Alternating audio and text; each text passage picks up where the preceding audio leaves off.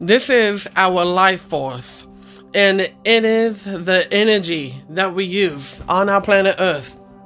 Without it, our planet Earth would turn into darkness and pummel to darkness. In this episode, I'm going to be talking about it's not a planet, it's not an asteroid, nor a black hole. Today, we are diving into one of the deepest series of our Planeterium, and in this episode, we will be talking about a life force, the churning ball of gas, known as the star, the sun.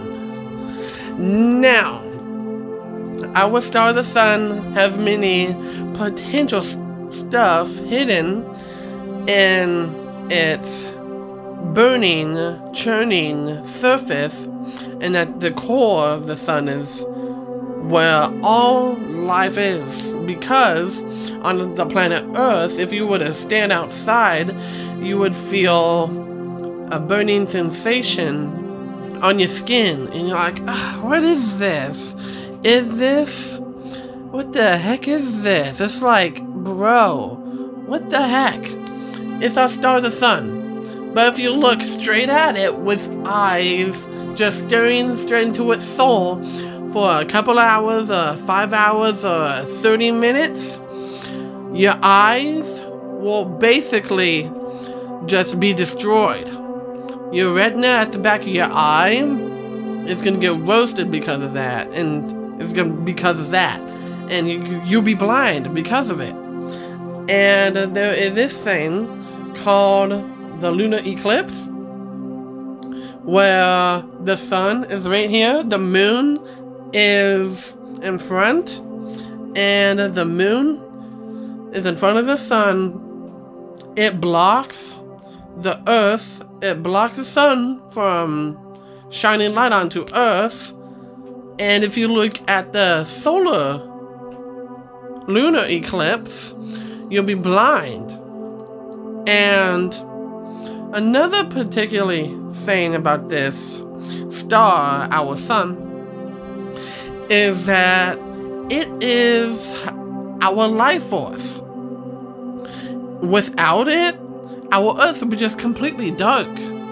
Because if the Earth was dark, without the star, the sun, we wouldn't survive. Plus, we wouldn't survive. We won't be able to breathe.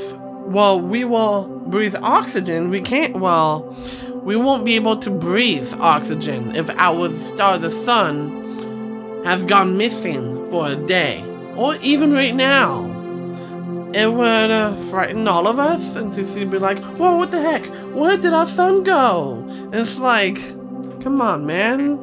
What happens if the Earth does not have the sun? Without sunlight, it would be bleak on Earth. There wouldn't be any plants, animals, and people. There would be no other form of life. No fossil energy sources such as coal, oil, natural gas would be available to generate energy. Which is true. On February 27th, 2000, the NASA, or National International Space Administration, took pictures and videos of solar flares exploding from our star, the sun. And it spits out them every day. And it's like, and the Wide Field Imager for Solar Probe, WISPR, is aboard NASA's Parker Solar Probe to take images of the solar corona, the sun's atmosphere, and inner heliosphere. Yes, that is true. And the Parker Solar Probe now holds the record for closest approach to the sun by a human-made object. The spacecraft passed the current record for 26.55 million miles from the sun's surface on October. Has anything touched the sun? Yes. A spacecraft known as the Parker Solar Probe has touched the sun of the world record. And the country on our planet Earth has been to the sun, which is known as the United States. It is because we're the first people to make a Parker Solar Probe. And the Parker Solar Probe is 0.064% the speed of light. By 2025, will travel at closest approach as fast as 690,000 kilometers per hour, 430,000 miles per hour, 191 kilometers per second. And that is crazy to hear about that. And the other thing is about our star, the sun, it just has like mysteries that we've solved before, and some other mysteries we have not solved. The Parker Solar Probe right now is in the constellation of Leo. The declination is plus 1 degrees, 15, 17 to Planeterium, and all that information. There's nothing here for you to actually land on because the sun doesn't have any solar surface to speak of. It's just a giant ball of hydrogen helium gas. Just like the gas giants, so Jupiter, Saturn, Uranus, and Neptune are gas giants, same as the star, the sun. It will lose control due to lower fuel, and the entire spacecraft will be heated to a more than high enough value to sterilize anything, according to SpaceStackExchange.com, because of what will happen to the Parker Solar Probe in the future. And the thing is, the goddess of the sun is Amaterasu, and for Amaterasu Omikami, Japanese great divinity illuminating heaven, is the celestial sun goddess, from whom the Japanese imperial family claims descent, an important Shinto deity, as you can tell. And Sol is a personification of the sun and a god in ancient Roman religions. Because the Roman goddess of the sun is Sol, and she is the controller of the star, the sun. Sol is one of the most powerful deities. The goddess of the sun itself, responsible for all life on earth. She is the patroness of the unfortunate, especially orphans, the Lucianian and Levian worlds for the world Pausilus and Pasilla. Sol Victus was a Roman goddess of the sun, and Syrian sun god Elagabalus, worship of Sol Invictus, whose name meant the unconquered sun, started in about 100 CE. It would take another century before he rose to prominence. And the thing is about, there's no life on our star, the sun, but it is our life force. So for Jupiter, Saturn, Uranus, and Neptune, the gas giants, right? We can't land on them because they have no solid surfaces. Just like our star, the sun. It produces hydrogen and helium. The sun does, including all the 4 gas giant planets: Jupiter, Saturn, Uranus, and Neptune. But Mercury, Venus, Earth, and Mars, and Pluto doesn't have any hydrogen or helium. They don't. It's Mercury, Venus, Earth, Mars, and Pluto, and Sedna do not have gas clouds. They have solid surfaces that it can stand on, and living on this planet would take precision life to live on. If we wanted to make life possible on Venus, we would have to do some complicated stuff also. But our star, the sun, we can't live on it. It's just a churning ball of fire and gas. And another thing is about this star, the sun, is that in the future, it's gonna do something that we will not be here in the future for it. And another thing is, the sun is a churning fireball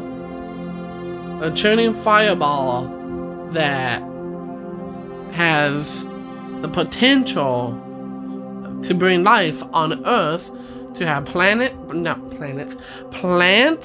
animals, and other things, etc. And for plants, we need photosynthesis, right? Well, our star, the sun, has those elements, and our star, the sun, holds all life on Earth, and photosynthesis grows plants. And if we do not have photosynthesis or any other things, and if our star, the sun, is gone, we would have no plants, no animals at all, no people at all on Earth. The Earth will just be a uninhabitable planet that we cannot live on. And in the future, we would go to Mars or an extraterrestrial planet to live on if Earth goes into doomsday full effect. And the thing is, our star, the sun, is the most beautiful thing you can ever see. Don't stare at it for too long, otherwise you will be blind. Don't stare at it for too long. Wear sunglasses. During summer each year, there's heat and all kinds of stuff. The sun is actually white, but Earth's atmosphere makes it look yellow. Yes, every summer, every year, each year and every summer, you wear sunglasses to protect your eyes. Because if you don't protect them, look at the sun for too long, you'll be blinded. For sure. Blinded by the light. Anyways, the star, the sun, is an important star. We need it. We need it because it is important to us. And why did life exist on Earth in the first place? Because our star, the sun, is it. The star, the sun, made all life possible on Earth. I created the sun, I created the universe, and the sun did the rest on the planet Earth. And the star, the sun, and I did that. And it's amazing to hear about that. And it is really crazy. And yeah, our star, the sun, also has forms of stars, which are phases. But I cannot talk about them in this episode. And another thing is, our star, the sun, has many important things. Anyways, King of All YouTubers Squad and Power Hour Squad will always say, recent pieces out.